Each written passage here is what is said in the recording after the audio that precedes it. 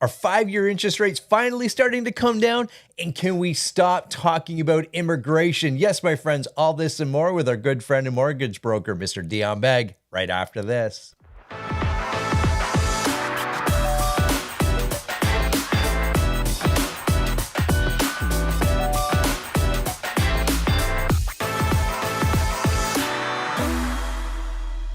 Here we are, my friends, with our favorite mortgage broker in all of the land, Mr. Dion Begg. How you doing, my man? Hey, Gary, I'm great, man. Excellent, excellent. We got a few things we're going to chat about today. And of course, if you've been playing the Twitter game or anything like that, you've seen some other industry, gurus, if you will, post, hey, we might be seeing a little reduction or how about movement in the 5-year rates or the bond rates. We're going to touch on that just a little bit. And Dion, you've got some information for us about why immigration is so important to Canada. And we're going to touch on that. But let's touch on what's going on in the States and how it affects us up here first. Yeah, sure. So recently, the US came out with their inflation report, and it came in better than expected. Now, when I hear the word better, you're thinking like significantly better. But what they were expecting was inflation at 4.1%, and it came in at 4% even. And I look at that and go, well, that's not a huge difference, but apparently it's had a massive impact on how people are perceiving the future.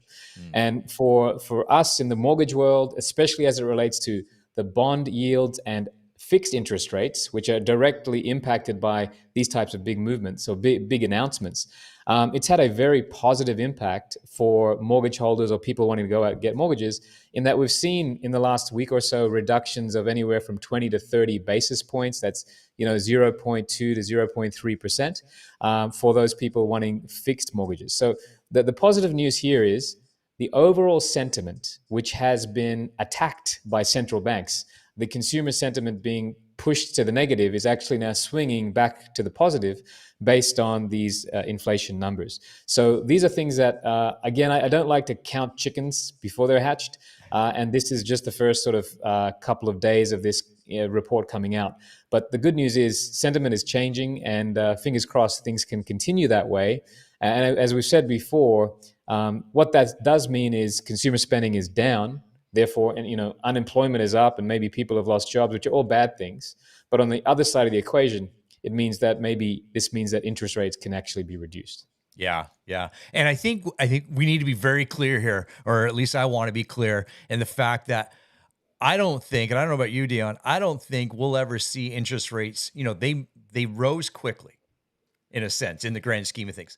I don't think we're going to see them decline as quickly as they rose. Do you agree with that, or tell me more? This is the sentiment regarding, what most economists are saying, in that, we did see jumps of 0.75 and 1%, full 1% at one Bank of Canada meeting. On the way down, it's unlikely that we're going to see jumps that generous, to bring those rates down. And I think it's like, if you imagine driving a car, we had to slam our brakes down because we were in the middle of a hairpin turn, and we sort of realized too late that we've done the wrong thing for too long. We left interest rates too low for too long. But on the other way, we're not going to accelerate out of that corner as fast. They're going to be a little bit more measured. And in my opinion, it's unlikely that we're going to see much more than a 0.25 drop at any one meeting. Maybe they'll surprise us with a 0.5, but I can't imagine a 0.75 or a full 1% drop in rate is not something I can imagine. Yeah. I see the same thing. I think you always learn from your mistakes, or you should be, and you learn from the past. And I think it'll be a much slower movement over the next several years. And I know one of the big banks, I can't remember which one, you'll remind us in just a second, came out and specifically said, because of government spending, that is also contributing why our interest rates are so high. Elaborate on that a little bit. Yeah, so Scotiabank just last week came out with a report really diving into the reasoning as to why interest rates are where they are. So just to remind everybody, interest rates went from 0.25 to 4.75 at the Bank of Canada overnight rate. So 5.25. We've had a jump of 4.75. So this 4.75 increase, they're saying a full 200 basis points, 2% of it, is attributed directly to government spending. Now you look at that and you go, well, the government did the wrong thing. They've let loose for too long. But keep in mind, a big chunk of that is the CERB and support payments that were given to Canadians during the craziness that was COVID, right? A lot of people were out of work, not knowing how they're going to make their bills, and the government flooded the system with this money so that we didn't have a massive economic collapse. So as much as that 2% sounds terrible, some of it really did have to happen. Now, the report goes on to say that, and this is true even in anybody's household, once you start to learn to spend at a certain level, it's often hard to rein that back in, right?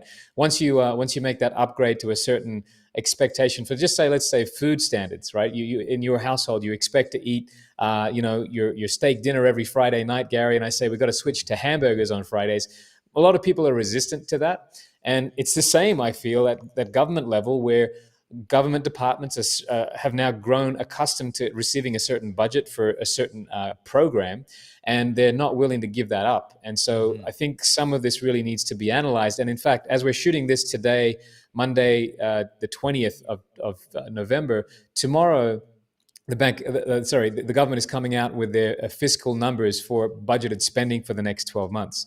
So the hope is that they have looked at these numbers and figured out how can they potentially rein things in a little, so that the percentage of that 2% that they might have the ability to impact, hopefully that's actually going to be done over the next 12 months.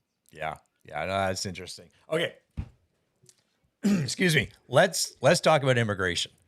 And this is a hot topic, of course, of recent time and the last several months, because we attribute people coming to Canada and not having enough housing. And that is absolutely the case. And to me, from the outsider, outside of government, kind of looking in and looking at this, it's like you have this division of government saying we need to have this happen, and they go do it. But they fail to talk to like the other pillar of the government that, basically make sure that there's enough housing and buildings and everything else. And that's the part that we've been falling short on. Everyone knows. But let's focus on the impact of immigration to Canada from a financial standpoint, Dion. Yeah. So let me just start off by saying this. There's a lot of people out there who feel that we have an immigration problem. That is not the case. We have a supply problem. Okay. And we need immigrants in Canada, and I'm going to make it crystal clear as to why.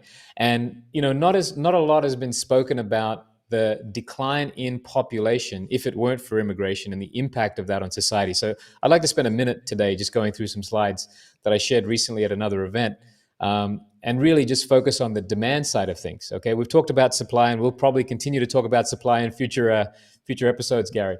But if I just jump over to this here being one of the biggest factors as to why we need immigrants in this country, and that is our birth rate, fertility rate, also sometimes known as birth rate, and our declining birth rate.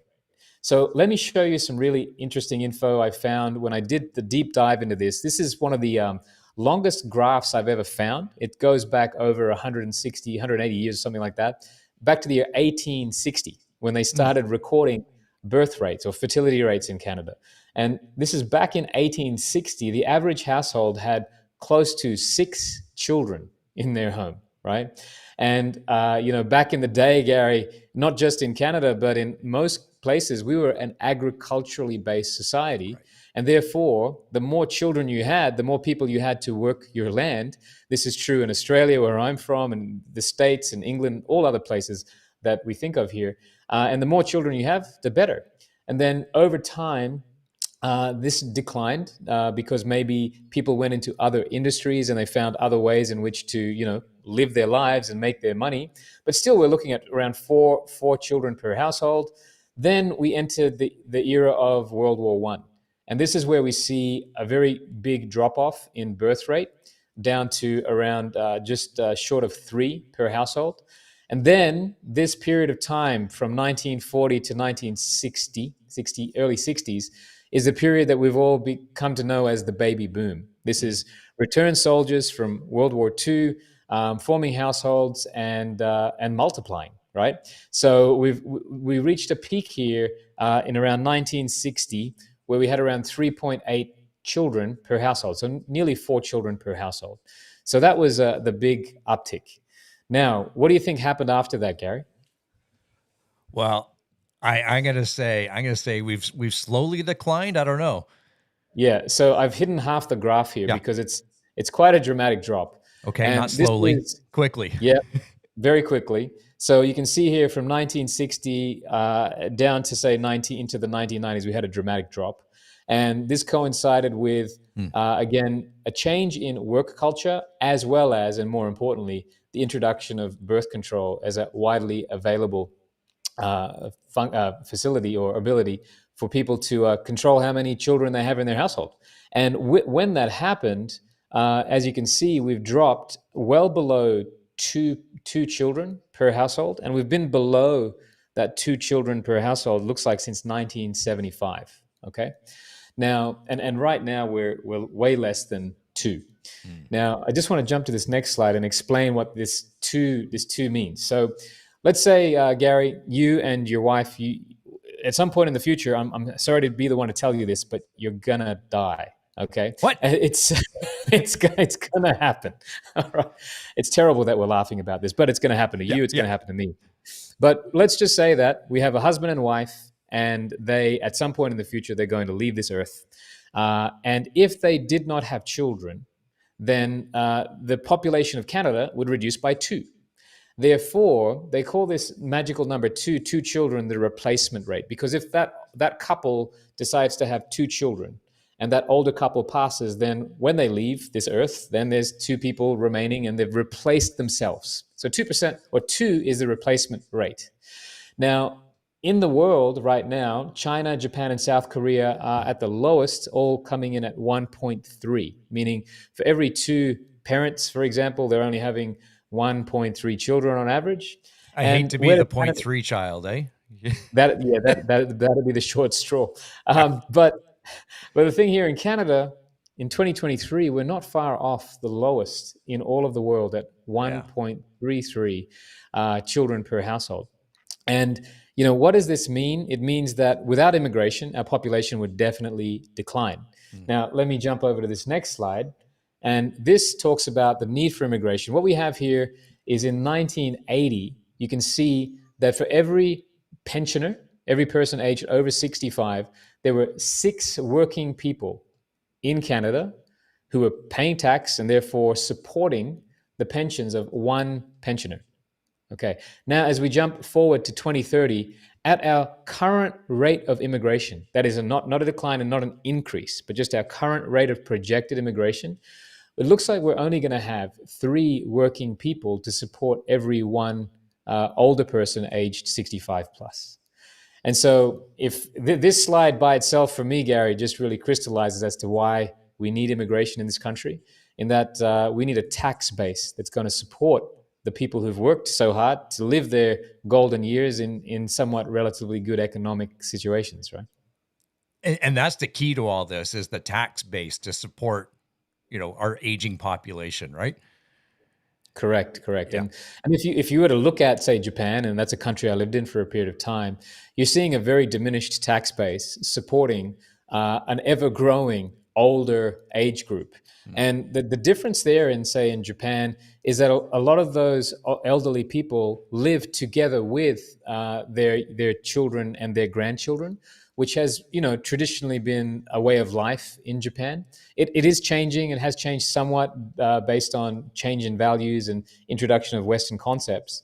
But I can tell you that it is more prevalent in Japan than it is, say, here in North America, where generally older people are put in aged care facilities or assisted living facilities. But this is something where, again, we may have to rethink how we're going to care for our aging parents going forward, especially if that's the tax base that we're going into. Right. Yeah, it's interesting. And, this birth rate is really tied to economics and housing affordability. And the articles that I've read around this really show that people are choosing to have fewer children because of the economic ability to have children, right? So, can you have 5 children in today's society? I think it's going to be a lot harder than you could imagine, say, many generations ago. And so let's take a look at this graph here. And there's a lot of data here. So let me break this down. What this does is it shows your monthly payment for your mortgage based on a percentage of your household income. Okay. Now, I work in the world of mortgages, and most realtors also understand this number. They call it your gross debt servicing. And what that is they say that every month, let's keep it simple. Let's say your household makes $10,000 a month. For the most part, we would like to see 40% or less of that amount going to the cost of housing. So 40% is the number which has traditionally been the safe number. Now, when we look at where we are as a nation, that red one there, Gary, shows us at 48%. So I don't think that surprises anybody, that as Canada as a nation, we're above what is deemed to be sort of that comfortable and safe range at 40% per month. And as we progress to larger cities, and let's jump to our city over here at Toronto, we're at 72%. 72% of monthly income is going towards housing expense. And so if you're asking why are people having fewer children, I think that a direct line could be drawn to this. Sure. Yeah. Well, let's talk about that. I mean, if you make, and I know you were mentioning off camera, for someone that makes $10,000 a month, it's not really $10,000 a month, right? According to this, the way they calculate it in a sense, right? Correct. So what you're seeing on screen is the 72% of your gross income per month. So let's just say, to keep it simple, you make 120 grand a year, you make 10,000 a month gross. But you and I both know if you're making 10 grand gross, when you get your paycheck, you're not getting 10 grand net in your bank account, are you? No. You're getting, using round numbers, let's just say you're getting around $7,000 out of that 10,000, with the remaining going to taxes. So that being the case, that household might be making $7,000 a month. And if household average expenditure here is 72%, that's $7,200 just for the cost of housing, then you can imagine that, that household isn't, well, after they pay their rent, or mortgage rather in this case, after they pay their mortgage, there's really nothing left to live for food and gas and all those other things, right? So again, this paints a pretty dire picture. But again, you and I were speaking about how we're seeing people deal with the new reality, where they're really combining forces, and how property ownership going forward is really a family sport. It's not an individual game anymore. Well, What were you saying about that family in North York? Yeah. So we were working with a family this past couple of weeks. A realtor came to me with some questions about how do we do this? Is there a way? And what we're seeing now, and this isn't the first time I heard of this, is someone looking in. So I live in York Region, and as you know, there's some big cities in York Region. But as you get farther north, there's a lot of land available, and you can buy some acreage. And there's 20 plus acres available for just over $1 million with a house on it, nice house. And it was this family's intent. It was 3 families in fact, and they wanted to look at purchasing this acreage to put multiple homes on it. And that won't be the first time nor the last time we have this conversation, Dion. I think things like that are going to become more and more prevalent as people get, I don't want to say creative, but just out of necessity. We got to look at things like this, right? And we see it, there's some of the I can think of Italian families doing this in the past, buying acreage and building a really, really large house, and it being 2 separate living quarters and garages on both sides of a big bungalow. And now we're seeing more and more people do things like that. And I think we do need to start building homes with multiple suites, whether it's in subdivisions or on acreages and things. And I know even my own parents have, a big old farmhouse in a sense, but they have a second floor unit that someone rents from them. And we're going to start seeing a lot more things like that, Dion. I truly do believe that. Yeah, I think from that perspective too, I've always wondered why developers didn't finish that basement and make it rentable. I think that may be something, especially with zoning allowances now, especially in the city of Toronto, and it's going to expand across the GTA. Whereas before it was a zoning issue where you weren't able to actually complete that basement apartment. I think going forward, if I was a developer, I would be talking to municipalities now saying, hey, can we build this row of townhouses with separate basement apartments with separate entrances if the design allows for it? I think that that's going to be in demand going forward. So that it may very well be, Gary, that it's a family, combined family, one brother living upstairs with his family and the other brother living downstairs with his family, or something along those lines. I think we're going to have to really start to rethink new builds in that way, and maybe even revise. There's a lot of these projects, Gary, that have been put on the sidelines. And, I wonder if with these government rule changes, when zoning changes, that those projects could potentially be redesigned to allow for that, therefore making it more affordable. These are things that I've been thinking about for many, many years, but this new zoning changing that's coming in may actually allow for it. Yeah. And you might be watching this too, thinking, I don't want to live with my brother or my sister or his family or their family and what have you, or anything. But, if you grew up in Canada like I did, that's, it's not common. Right. Yeah. But for a lot of the families moving to Canada, it's very common to have that as you said, moving from China, or people living in China often live with their parents and other family members. And for other parts of the world that are being attracted to Canada, that's a normal occurrence. So yes, it might be somewhat strange to me who grew up in Canada at first. Well, the reality is, it's not. That's not out of the ordinary in a sense. So yeah, it may require some real cultural paradigm shifts around how we approach how we live. Yeah, for sure. And and I'm sure back in the 60s and the 70s and so forth, when Canada had its last, we'll call it immigration wave, there were cultural differences then.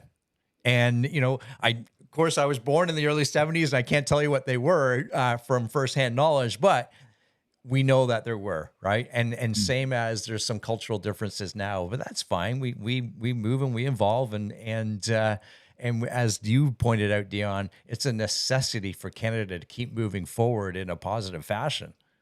Yeah, and I mean, in the same way that, we've came to realize a long time ago that just a single person is having trouble qualifying. Now we're realizing that a couple is having trouble qualifying.